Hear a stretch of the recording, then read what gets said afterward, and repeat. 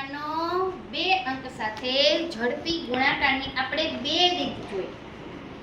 આજે આપણે ત્રીજી રીત જોવાની છે. ધારો કે કોઈ એક સંખ્યા લઈએ 45 ગુણ્યા 73. આ એક સંખ્યા છે. તો હવે કરવાનું છે શું? તો કે એકમનો પહેલા આપણે ગુણાકાર કરીએ. તો આ એકમની સંખ્યા છે 5 તેરી 15. અહીંયા મૂકી દેવાનું. હવે દશકનો ગુણાકાર કરીએ. 7 ચોક 28. અહીંયા મૂકી દીધા. અહીંયા જ કરી નાખીએ. 7 ચોક 28.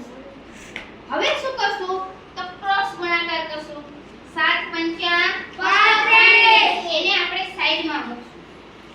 ચાલો 4 તેરી 12. હવે આનો સરવાળો 5 ને 2 7 47. આ 47 ને આપણે એકમમાં નહીં પણ એની આગળમાં મૂકી દેવાના. 47 છે એ આપણે અહીંયા મૂક્યા. અહીંયા કાંઈ નથી તો તમે 0 0 મૂકી દો. વાંધો નહીં. હવે આનો સરવાળો કરવાનો કે 5 8 12 3285 આનો જવાબ આવે. થઈ ગયો ઝડપથી. આપણને દશકને શૂન્ય મૂકવામાં વારંવાર તકલીફ પડે. તો આમાં તો શૂન્ય મૂકવાની થતી જ નથી અને દાખલો થઈ જાય. બીજી કોઈ આપણે એક મોટી રકમ લઈએ 2 અંકની. તો 97 ગુણ્યા ચાલો 86. રેડી? હવે શું કરશું? એકમનો ગુણાકાર 7 6 42. ચાલો 42 અહીં મૂકી દીધા. દશકનો ગુણાકાર 9 8 72. અહીંયા મૂકી દીધા. હવે ક્રોસ ગુણાકાર 9 6 54. એને આપણે અહીંયા સાઈડમાં મૂક્યા. ચાલો 8 7 56. ચાલો આનો સરવાળો કરો એટલે કેટલો થાય? 110. તો એકમના અંકમાં કંઈ નથી મૂકવાનું તો 0 મૂકી દે અને 110 આપણે અહીંયા મૂક્યા.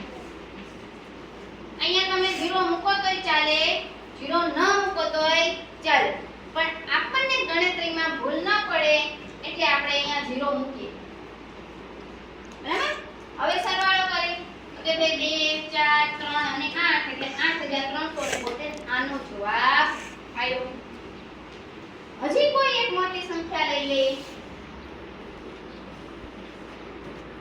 79 ગુણ્યા ચાલો 57. કોઈ સંખ્યા તો 9 7 63. અહીંયા મૂકી દીધા. 7 પંચા 32. ચાલો મૂકી દીધા. હવે શું કરશું?